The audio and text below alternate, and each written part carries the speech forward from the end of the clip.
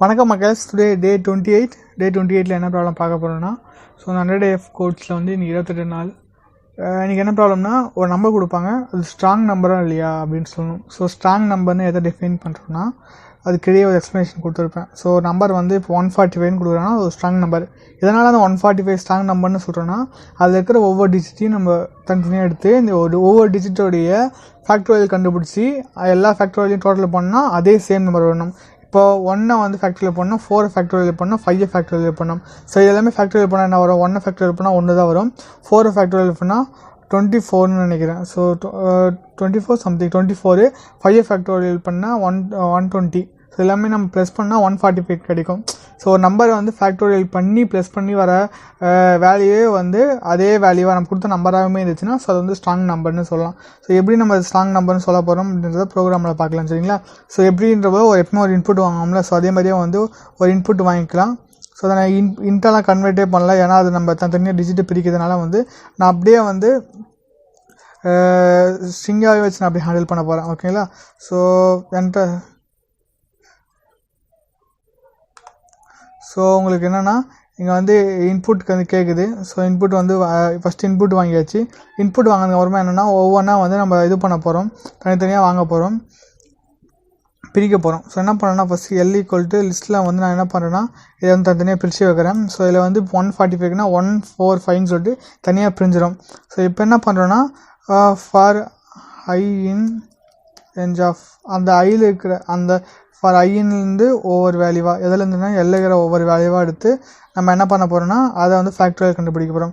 அதுக்கு முன்னாடி நான் வந்து டோட்டல்னு ஒரு வேரியபிள் க்ரியேட் பண்ணிக்கிறேன். ஸோ அதில் வந்து நான் 0ன்னு வச்சுக்கிறேன். இதெல்லாம் வந்து ஃபேக்டோரியல் கண்டுபிடிச்சி வர வேல்யூவை டோட்டல் பண்ண போகிறோம். ஸோ டோட்டல் ப்ளஸ், சரிங்களா? ஸோ ஈக்குவல் ஃபேக்ட்ன்ற ஒரு இதுக்கப்புறம் ஒரு ஃபங்க்ஷன் க்ரியேட் பண்ண போகிறோம். அந்த ஃபங்க்ஷனுக்குள்ளே வந்து இந்த ஐயை பாஸ் பண்ண போகிறோம், சரிங்களா? ஸோ அப்போ ஃபேக்ட்ன்ற ஒரு இப்போ போயிட்டு ஃபேக்ட்ன்ற ஒரு இதை வந்து க்ரியேட் பண்ணிடலாம், ஓகேங்களா? ஸோ ஓகே இங்கே போயிட்டு இங்கே ஒரு ஃபேக்ட்ன்ற ஒன்று க்ரியேட் பண்ணிடலாம். ஸோ டெஃப் ஃபேக்ட்ன்ற ஒரு வேரியபிள் க்ரியேட் பண்ணுறேன். அந்த வேரியபிளுக்குள்ளே ஒரு ஆர்குமெண்ட்டை பாஸ் பண்ணுறோம். என்னென்னா என்னன்ற ஒரு வேரியபிள் பாஸ் பண்ணுறோம். அந்த எண்ணை வச்சு தான் நம்ம கண்டுபிடிக்க வரோம். இங்கே வந்து ரிசல்ட்னு ஒரு வேரியபிள். ஸோ இதோட ஃபேக்டோரியல் கவுண்ட் கண்டுபிடிக்கிறதுக்கு ஸோ ரெக்ரெசிவ் மாடல் யூஸ் பண்ணி சொல்லலாம். நான் அப்படிலாம் பண்ணாமல் ஃபார் லூப் வச்சே பண்ணுறது தான் பண்ண போகிறேன். இப்போ for I in range of, ஓகேங்களா? For I in range of 1லேருந்து n of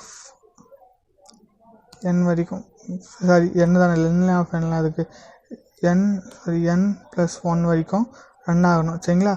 என்ன பண்ணணும்னா ஒவ்வொரு ரிசல்ட்டை வந்து இது கூட வந்து இன்ட் பண்ணிக்கணும். நான் ஃபேக்டோரியல் வந்து இப்போ 5னா 1 × 2 × 3 × 4 × 5. ஸோ இது ஃபேக்டோரியல் தான் அப்படி தான் கண்டுபிடிப்பாங்க. இப்போ 5ஓட ஃபேக்டோரியல் கண்டுபிடிக்கணும்னா 1 × 2 × 3 × 4 × 5. ஸோ இதான் அதோட ஃபேக்டோரியல். ஸோ நீங்கள் வந்து அது அன்னியன் படம் பார்த்தீங்கன்னா அன்னியன் படத்தில் வந்து இந்த ஒரு நம்பர் கொடுத்துருப்பாங்க. நம்பர் லாஜிக் உடைக்கிறதுக்கு 1 × 2ன்னு சொல்லிட்டு விவேக் பண்ணுவார். ஸோ அதே தான் இங்கே ஃபேக்டோரியல்னு சொல்கிறாங்க. ஸோ இது வந்து ரிசல்ட்டுக்குள்ளே நம்ம எதை ஸ்டோர் பண்ணுறோன்னா இந்த ஐயை வந்து நம்ம ஸ்டோர் பண்ணி வச்சுக்கிறோம். ஒவ்வொரு இருக்கிற ஐயை வந்து ஸ்டோர் பண்ணிட்டு ரிசல்ட்டை வந்து நம்ம வந்து அதை ரிட்டர்ன் பண்ணும்போது அந்த ரிசல்ட்டை வந்து ரிட்டர்ன் பண்ணால் போதும். இதோடைய நம்ம ஃபேக்டோரியல் கிடச்சிடும் நம்மளுக்கு. இந்த ஃபேக்டோரியல் நம்ம என்ன பண்ணுறோன்னா இப்போ டோட்டல் வேரியபிளில் ஃபுல்லாக ஃபேக்டோரியல் இருக்கும். இப்போ நான் என்ன பண்ணுறேன்னா அந்த ஃபேக்டோரியலேருந்து ஃபேக்டோரியலேருந்து வந்த வேரியபிளையும் டோட்டல் பண்ணேன். டோட்டலும் இந்த எண்ணும் வந்து கரெக்டாக இருக்கான்னு செக் பண்ணணும். இப்போ அந்த n = டோட்டலும், ஏன்னா டோட்டலை வந்து நம்ம ஒன்றும் வந்து என்ன பண்ணோம்னா இன்டிஜர் தான் வச்சுருக்கோம், n வந்து ஸ்ட்ரிங்காகவே இருக்குது. ஸோ அப்போ இதை நான் ஸ்ட்ரிங்காக கன்வெர்ட் பண்ணிக்கிறேன், ஓகேங்களா? ஸோ ஓகேங்களா, அதே மாதிரி இங்கே ஐயை பாஸ் பண்ணும்போது இது வரைக்கும் இன்டிஜர், இப்போ இது கேரக்டர் தான் இருக்கும். இந்த கேரக்டர் வந்து இன்ட்டாக மாற்றி தான் பண்ணணும். ஸோ இன்ட்டாக மாற்றி சென்ட் பண்ணி வரேன், ஓகேங்களா? ஸோ இப்போ இது ரெண்டுமே ஒன்றா இருந்துச்சுன்னா அந்த ஸ்ட்ராங் நம்பர். பிரிண்ட் வந்து ஸ்ட்ராங் நம்பர்னு வச்சுக்கலாம். எல்ஸில்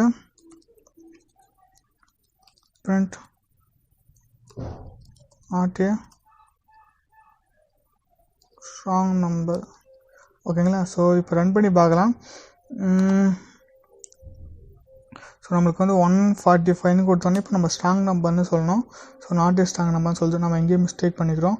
என்ன மிஸ்டேக் பண்ணிக்கிறோம்னா கரெக்டாக நம்ம வந்து இன்புட் வாங்கியாச்சு தனித்தனியாக பிரிச்சாச்சு. ஒவ்வொரு வேரியபிளாக இருக்கிறோம். ஒவ்வொரு வேரியபிளாக இருக்கிறது நம்ம ஃபேக்டர்ன்ற ஃபேக்டரிக்குள்ளே சென்ட் பண்ணிக்கிறோம். ஃபேக்டரிக்குள்ளே போகுது. ஸோ அதில் இருக்கிற ஒவ்வொரு வேல்யூவாக எடுக்கிறோம். எடுத்து அதுக்கு ஒரு இன்ட்டு பண்ணுறோம். ஏன்னா இங்கே வந்து 0 0 கூட எது இன்ட்டு பண்ணாலுமே 0 தான் வரும். ஸோ அப்போ இங்கே வந்து 1 கொடுக்கணும். ஸோ இந்த இடத்துல நம்ம மிஸ்டேக் பண்ணியிருக்கோம். ஓகேங்களா? ஸோ 145 இது வந்து ஸ்ட்ராங் நம்பர். ஓகே, நம்ம கரெக்டாக பண்ணிட்டோம். ஸோ இப்போ நான் டோட்டலில் பிரிண்ட் பண்ணி பார்த்துலாம். ஏன்னா உங்களுக்கு வந்து டோட்டல் கரெக்டாக இருக்கான்னு ரெண்டுமே ஒன்றா இருக்கும்ல.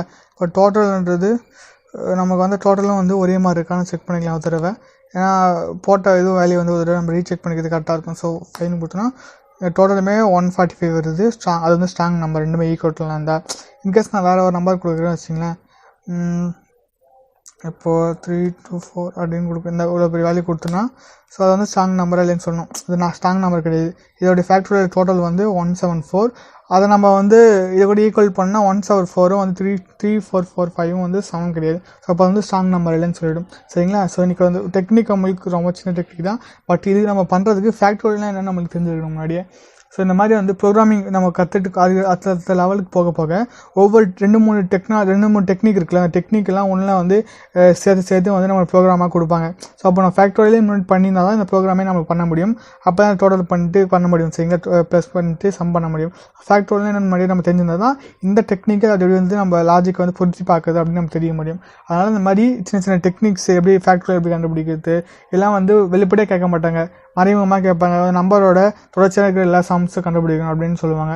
அப்போ நம்ம வந்து திருத்த முடிப்போம். என்ன பண்ணுறது, எந்த அந்த என்ன லாஜிக் யூஸ் பண்ணுறதுன்னு தெரியாமல் இருக்கும். ஆனால் ஃபேக்டோரியல் நம்ம அப்போ வந்து அப்போ தான் அந்த இதெல்லாம் நம்ம பண்ணி பார்த்தா தான் தெரியும் இதான் ஃபேக்டோரியல்னு சொல்லிட்டு ரியல் டைமில் நம்ம பண்ணி பார்க்க முடியும். சரிங்களா? ஸோ இன்றைக்கான வீடியோ அவ்வளோ தான். தேங்க்ஸ் ஃபார் வாட்சிங்.